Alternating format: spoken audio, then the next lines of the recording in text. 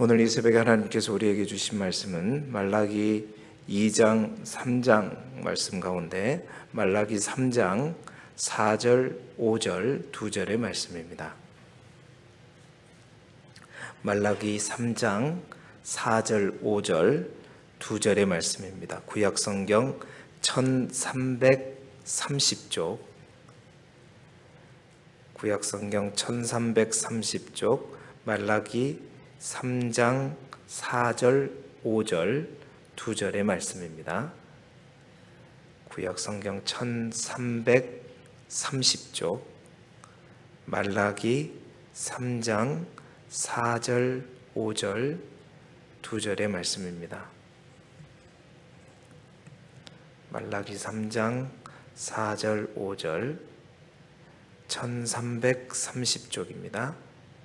말라기 3장 4절 5절 2절의 말씀을 우리 함께 한 목소리로 읽겠습니다. 시작. 그때 유다와 예루살렘의 봉헌물이 옛날과 고대와 같이 나 여호와께 기쁨이 되려니와 내가 심판하러 너희에게 임할 것이라. 점치는 자에게와 간음하는 자에게와 거짓 맹세하는 자에게와 품꾼의 삭세에 대하여 억울하게 하며 과부와 고아를 압제하며 나그네를 억울하게 하며 나를 경외하지 아니하는 자들에게 속히 증언하리라. 만군의 여호와가 말하였느니라. 아멘. 오늘은 말라기 2장 3장에 있는 말씀을 가지고 교재에 있는 제목 두 번째, 1500년의 사랑의 아쉬움 두 번째 제목으로 함께 말씀의 은혜를 나누겠습니다. 우리 포인트를 어제도 읽었지만 한 번 더 읽겠습니다. 페이지 20쪽에 나와 있는 포인트를 한 번 더 읽겠습니다. 시작. 1500년간 이스라엘을 향해 변함없으셨던 하나님의 사랑이 백성의 무관심과 무지로 인해 거절당하고 맙니다. 아멘. 어제부터 말라기서를 보고 있는데요. 말라기서는 총 8개의 문단으로 되어 있는데 그 8개의 문단 가운데 6개의 예언이 논쟁으로 되어 있다고 말씀드렸습니다. 그래서 어제 6개의 논쟁을 가지고 이스라엘 백성들의 신앙생활을 비추어 보면서 우리 자신의 이제 삶, 우리의 신앙생활을 이제 적용해 보고 있습니다. 이제 두 번에 걸쳐서 나누려고 했는데 어제 이제 2개를 나누어서 오늘도 2개 하고 내일까지 해서 말라기를 한 번 더 나누도록 하겠습니다. 그래서 오늘은 3번째 논쟁과 4번째 논쟁을 함께 나눔으로써 이스라엘 백성들을 향한 교재에 있는 제목대로 1500년의 사랑이 아쉬움으로 끝나듯이 우리를 향한 하나님의 사랑, 또 그 사랑이 아쉬움으로 끝나지 않도록 우리 자신을 다시 한번 돌이키고 또 하나님이 기뻐하시는 삶의 모습으로 오늘날 우리가 살아갈 수 있기를 주님의 이름으로 축원합니다. 어제 첫 번째 논쟁은 그거였어요. 내가 너희를 사랑하였다. 그러니까 하나님의 변함없는 사랑에 관해서 하나님이 우리를 어떻게 사랑하셨습니까? 그들의 어떤 반문에 대해서 하나님께서 너희를 어떻게 사랑하셨다라는 그 내용을 첫 번째 논쟁 가운데 우리에게 주신 메시지를 살폈고, 두 번째 논쟁은 너희가 나를 공경하지 않고 나를 두려워하지 않는다. 왜입니까? 그러니까 하나님 앞에 이제 흠 없는 제물이 아니라 흠 있는 제물, 하나님 앞에 온전한 예물을 드리지 않는 이스라엘 백성들의 모습을 통해서 하나님을 공경하지 않고 하나님을 두려워하지 않는 이스라엘 백성에 대해서 함께 나누었습니다. 오늘은 3번째 논쟁인데 그 3번째 논쟁은 2장 10절부터 16절까지가 바로 3번째 논쟁에 관한 말씀입니다. 3번째 논쟁의 주제는 그거예요. 백성들이 신실하지 못하다. 그러니까 이스라엘 백성들이 신실하지 못하다라는 논쟁의 주제입니다. 그러니까 백성들의 죄에 대해서 얘기하고 있는 건데요. 2장 10절을 보시기 바랍니다. 2장 10절 하반절에 어찌하여 우리 각 사람이 자기 형제에게 거짓을 행하여 우리 조상들의 언약을 욕되게 하느냐. 그러니까 이 말은 무슨 말이냐면 어찌하여 우리 각 사람이 자기 형제에 대해 거짓을 행하느냐. 그러니까 거짓을 행한다는 말은 신실하지 않다는 거죠. 그러니까 이스라엘 백성들이 신실하지 못한다는 백성들의 죄에 대해서 논쟁하는 것입니다. 그래서 하나님께서 신실하지 않는 이스라엘 백성을 향해서 뭐라고 말씀하시냐면 2장 13절에 보시게 되면 다시는 너희의 봉헌물을 돌아보지 아니하며 그것을 너희의 손에서 기꺼이 받지도 아니하겠다 말씀하십니다. 그러니까 이에 대해서 이스라엘 백성들이 2장 14절에 뭐라고 그러냐면 어찌 됨이니까, 이 말은 이제 쉽게 말하면 그런 거예요. 하나님 무슨 까닭으로 우리의 예물을 받지 않으시는 겁니까? 대체 왜 그러시는 겁니까? 이제 어제하고 달리 이제 그런 거예요. 이제 하나님께서 봉헌물을 안 받겠다는 것은 이제 그 이유가 2장 11절에 보면 나와 있습니다. 유다는 여호와께서 사랑하시는 그 성결을 욕되게 하여 이방 신의 딸과 결혼하였다. 또한 2장 14절에 보면 그는 내 짝이요 너와 서약한 아내로서 내가 그에게서 거짓을 행하였도다. 그리고 2장 16절에 나는 이혼하는 것과 옷으로 학대하는 자들을 미워하노라 라고 되어 있죠. 그러니까 다시 말해서 하나님께서 제정해 주신 결혼 언약을 깨트려 버리고 지키는 일에 실패했다는 거예요. 결국 이스라엘 백성들이 이방인들과 결혼하거나 혹은 결혼한 아내, 자기의 조강지처를 버리고 쉽게 이혼함으로써 하나님의 말씀, 그러니까 결혼에 대한 하나님의 말씀을 이제 깨버렸다, 저버렸다라는 말씀입니다. 이 말이 무슨 말이냐면 어제 두 번째 논쟁을 통해서 이스라엘 백성들이 하나님 앞에 흠 있는 재물을 가져왔잖아요. 그러니까 흠 있는 재물을 가져왔는데 그 흠 있는 재물을 가져온 그 자체가 나를 두려워하지 않고 공경하지 않아서이다. 내가 너희에게 흠 있는 재물, 흠 없는 재물을 가져오라고 하는 이유는 나를 위함이 아니라 너희를 위함이라 그랬죠. 왜냐하면 흠 없는 재물을 가져와야 너희의 죄가 그 재물에게 이제 전가되고 그 재물에게 있는 흠 없음이 너희에게 교환되는 것이다. 근데 흠 있는 재물을 가져오니까 그 흠이 다시 너희에게 다 덮어 씌워진다라는 거예요. 그래서 흠 없는 재물을 가져오라고 그랬는데 오늘은 오히려 흠 없는 재물을 가져올지라도 내가 받지 않겠다는 거예요. 그 이유는 뭐냐면 너희의 삶 속에서 내가 그렇게 하지 말라고 했던 이방인들과 결혼하지 말고 또 이제 많은 하나님의 계명 가운데 결혼에 관련된 계명을 가지고 예를 드는 거예요.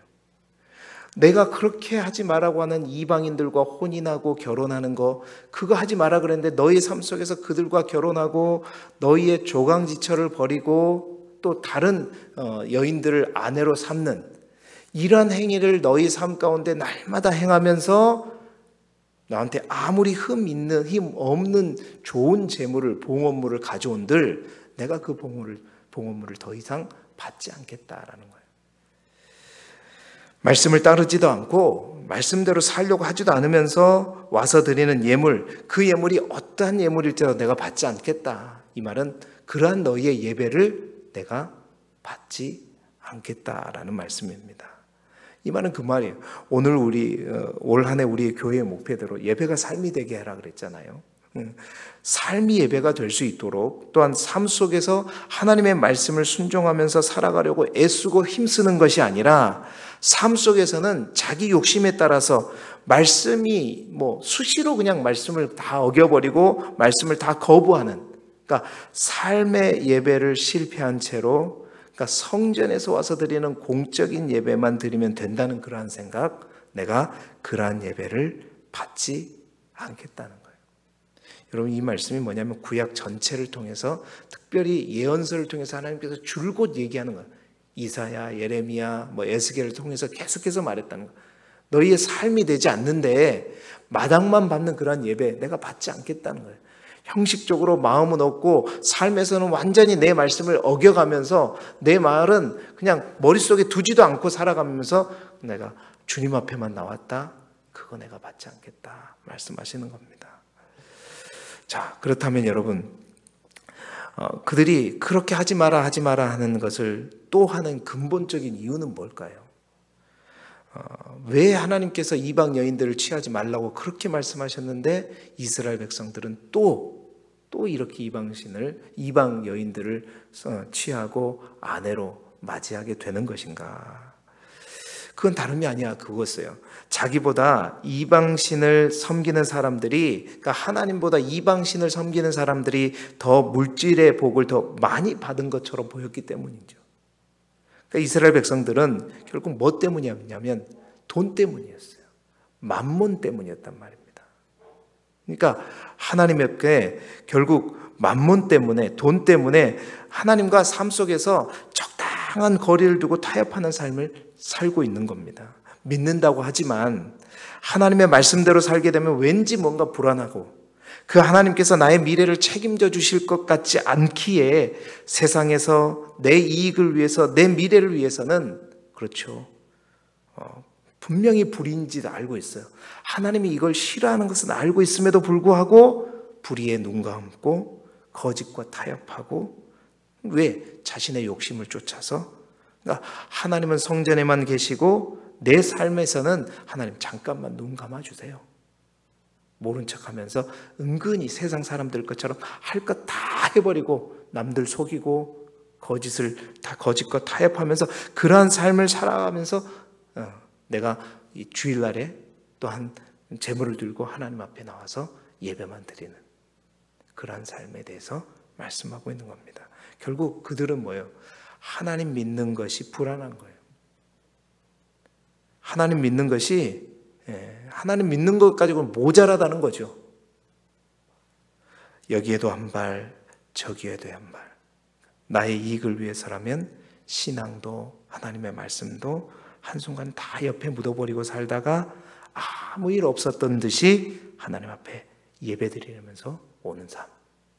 여러분, 그들을 향해서 하나님께서 말씀하시는 거예요. 내가 다시는 너희의 봉헌물을 돌아보지도 아니하겠다. 너희의 예배를 받지 않겠다는 겁니다. 사랑하는 성도 여러분, 하나님께서도 마찬가지입니다. 이 시대뿐만 아니라 오늘날에도 마찬가지예요. 하나님께서 정말로 찾으시는 예배자가 어떠한 예배자냐? 신실한 예배자다.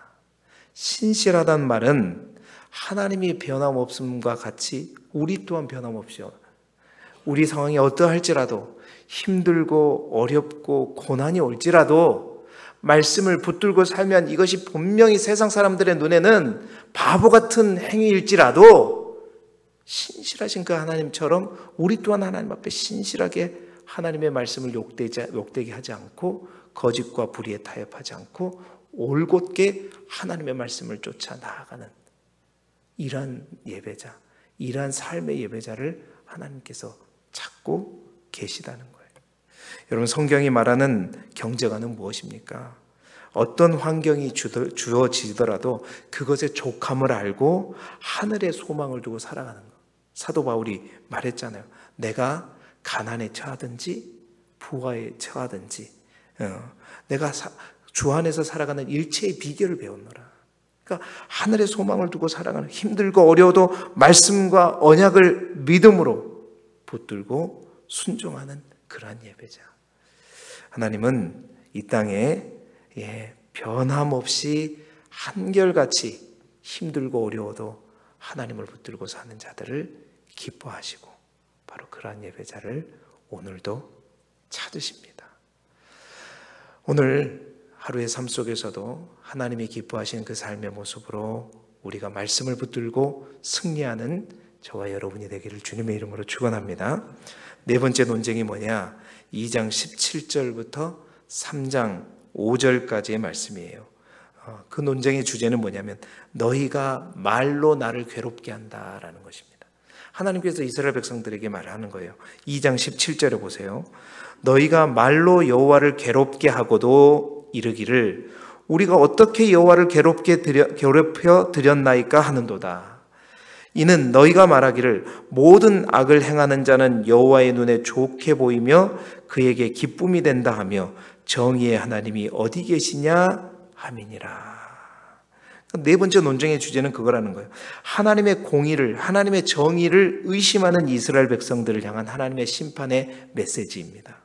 이스라엘 백성들이, 자 보세요. 악을 행하는 사람, 하나님을 믿지 않는 사람, 악한 자들이 오히려 잘 되고 그 오히려 악한 자들이 더욱더 잘 사는 것을 보면서 하나님, 오히려 하나님은 그들을 더욱더 기뻐하시는 거 아닙니까? 오히려 하나님의 말씀대로 살아가지 않는, 하나님을 믿지 않는 사람들을 더 즐거워하시는 거 아닙니까? 왜 그들이 더 잘 되고 왜 그들이 더 잘 사는 겁니까? 왜 우리는 이 모양 이 꼴입니까? 하나님은 공의롭다고 말씀하셨고 하나님은 정의롭다고 말씀하셨는데 그 정의로운 하나님은 도대체 어디 간 겁니까? 그렇게 하면서 말로 하나님을 괴롭게 한다는 거예요. 정의의 하나님 도대체 어디 있는 겁니까? 왜 정의의 하나님이 있다면 우리가 이렇게 돼야 되는 겁니까? 학개와 스가랴 선지자를 통해서 분명히 말씀하셨는데 하나님께서 우리에게 영광을 부어주신다고 했는데 왜 우리는 그들보다 더 못한 삶을 살게 되는 겁니까? 하나님의 정의는 사라져버린 겁니까? 어떻게 된 겁니까? 그 질문에 대해서 하나님의 답변이 3장 1절부터 5절까지의 말씀입니다.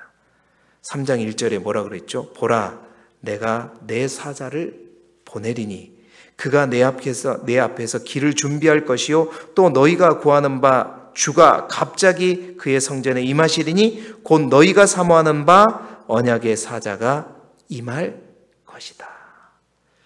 하나님께서 하나님의 정의로움과 공의로움을 의심하는 이스라엘 백성들을 향해서 너희들이 사모하는 메시아 곧 언약의 사자를 내가 보낼 거다.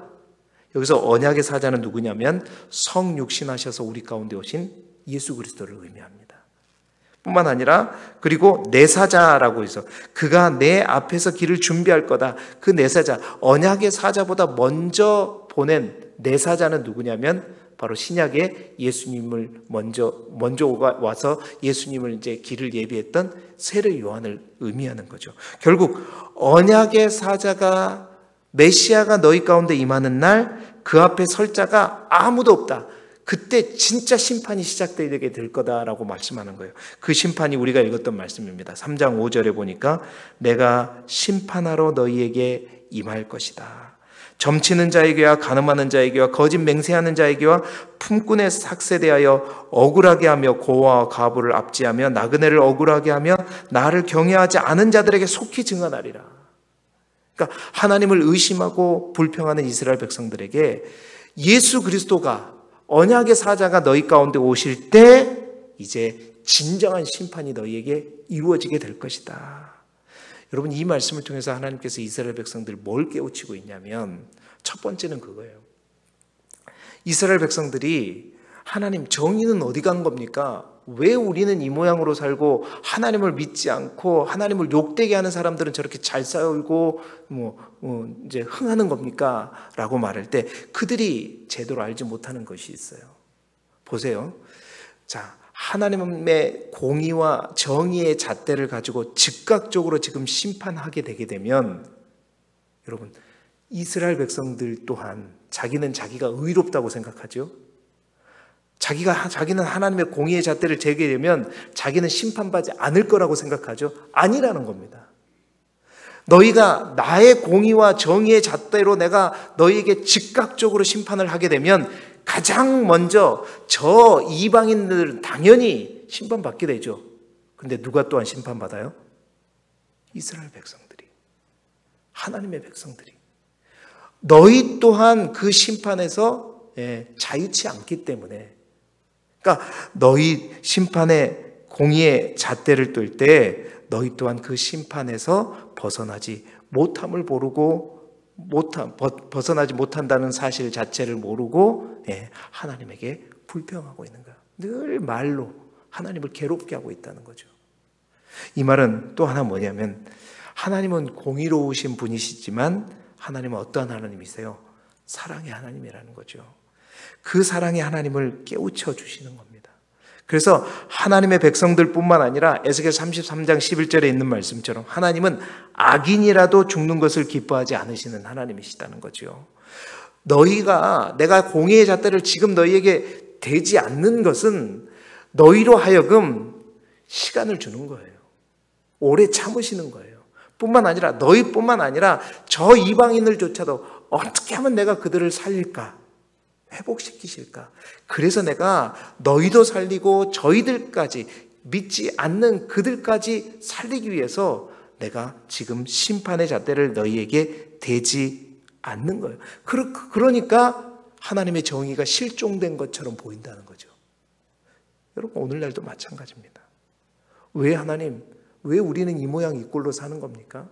왜 믿지 않는 사람들 막 불의를 행하고 하나님의 말씀대로 막 하나님의 공의를 저버리고 사는 사람들은 저렇게 떵떵거리고 잘 사는 겁니까?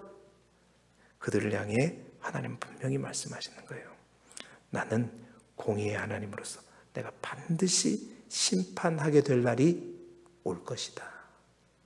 지금은 아니지만 반드시 예수 그리스도가 이 땅에 오신 언약의 사자가 이 땅에 다시 오는 날 공의로운 하나님의 심판이 임할 때가 반드시 온다.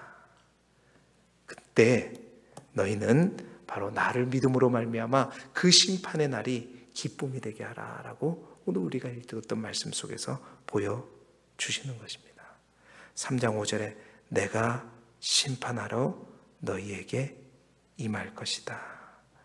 그러니까 우리를 돌이키고 살리시기 위해 오래 참으시는 하나님의 사랑을 깨닫고 무지의 소치로 하나님의 마음을 괴롭게 하는 그러한 우리가 되지 않도록 하나님께서 우리에게 시간을, 오래 참음의 시간을 주고 있다는 것이죠. 사랑하는 성도 여러분, 우리 하나님은 분명히 공의의 하나님이십니다. 그러나 우리 하나님은 공의보다 더 큰 사랑으로 하나님의 공의까지 만족시키는 분이 우리 하나님이세요. 그래서 오늘날 살아가는 우리 또한 이스라엘 백성들이 범했던 이 어리석음을 범하지 말아야 된다는 거죠. 공의, 정의를 말할 때 하나님 앞에 서 있는 우리 자신을 보라는 겁니다. 교만하지 말고 내가 정말 하나님 앞에 온전한 삶을 살고 있는가?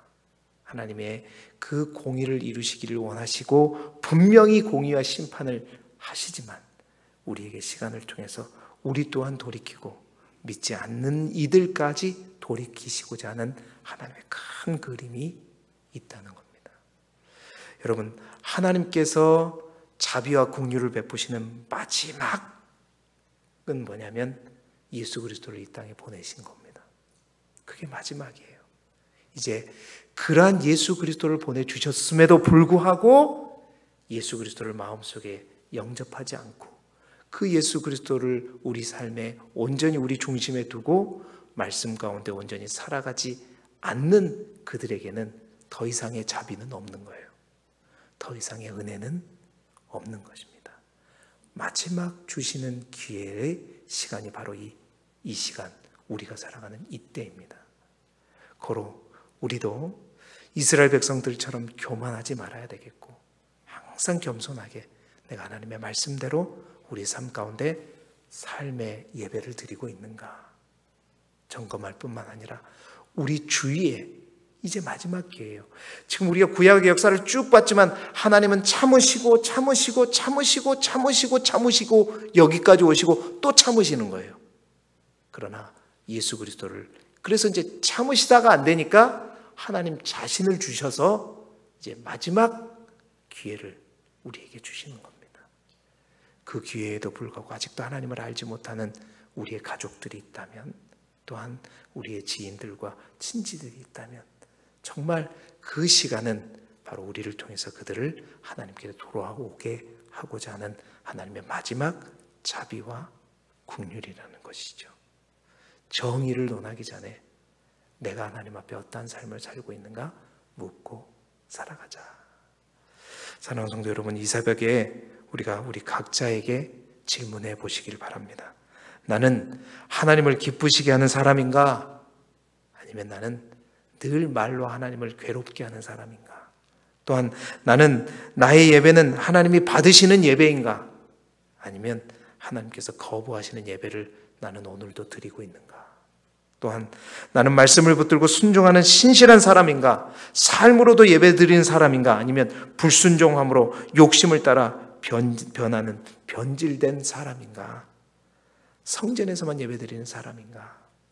오늘 하루도 오늘 우리가 읽었던 말씀대로 그날, 그 마지막 심판의 날에 여호와의 기쁨이 되는 그러한 삶으로 이 하루의 삶 또한 살아가는 저와 여러분이 되기를 주님의 이름으로 축원합니다.